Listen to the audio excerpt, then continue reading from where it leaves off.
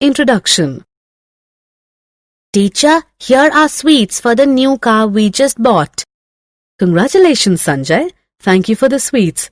So, you will now be traveling to school in your new car? Yes, teacher. My father will drop me to school every morning in the new car and then I will take the school bus home. Very good, Sanjay. We all travel every day to come to school. Some of us come by bus, some by the school bus, and some by their own cars.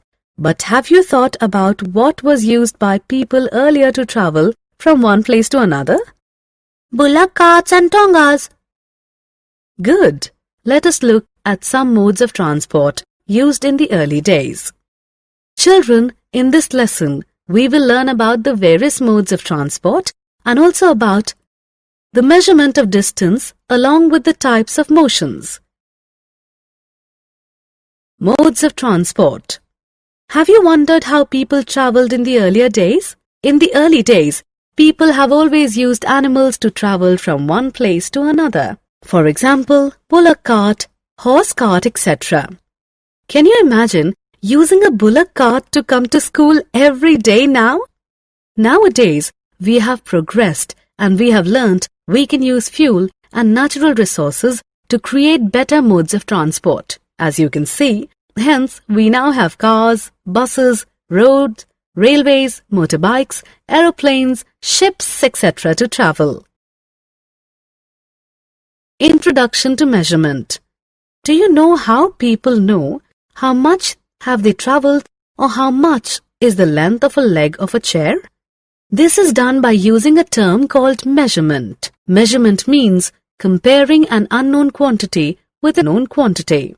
The known fixed quantity is called as a unit. When you derive the results of this calculation, you get the measurement in two parts. One is a number and the other is the unit of the measurement.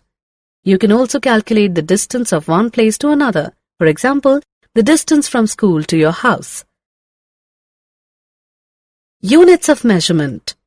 In the early days, units of measurements included the length of a foot, the distance of a step, and the width of a hand. However, these were difficult to maintain as the length of a foot would vary from person to person. To standardize the units, a metric system was put in place. This system is a standard unit of measurement, and the system of standard units of measurement used now is known as the International System of Units, or SI units. The SI unit of length is a metre.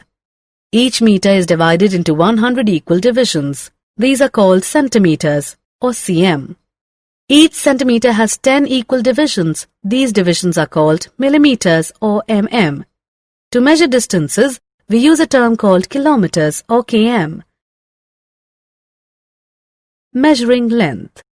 For measuring the length of any object, we need to choose an appropriate device so as to get accurate results. For example, the measuring scale that a carpenter uses is different than the one that is used by a tailor. If these are interchanged, you can imagine the amount of confusion it will cause. Measuring length of curved line. To measure a curved line, the standard measuring tape will not be enough. You will have to use a different mechanism to arrive at the correct length of the curved line. To measure, you will use a thread along the line of the curve. You will use the thread from one end of the curved line to the other end by stretching the thread along the line. After you're done, straighten the thread and measure its length. You will know the length of the curved line accurately. Moving objects. You will notice that there are objects that move when you apply force or are moving on their own. For example, you will see honey bees flying from one flower to another.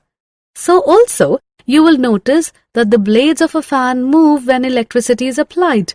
This is known as motion. It is defined as a change in the position of an object with time. Types of motions. As you know, motion is the change in position of an object with time. The change in its position can be determined through distance measurements. Let us look at the types of motions.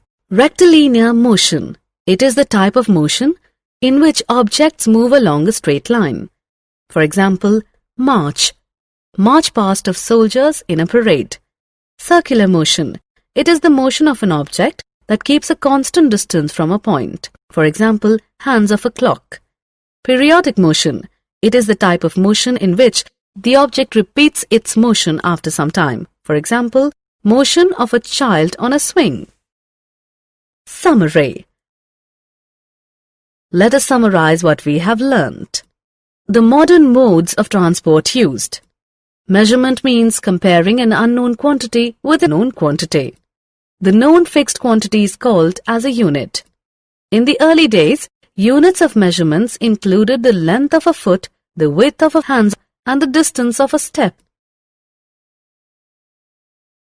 The system of standard units of measurement used now is known as the International System of Units, or SI units. For measuring the length of any object, we need to choose an appropriate device so as to get accurate results. Motion is defined as a change in the position of an object with time. There are three types of motions: rectilinear, periodic, and circular.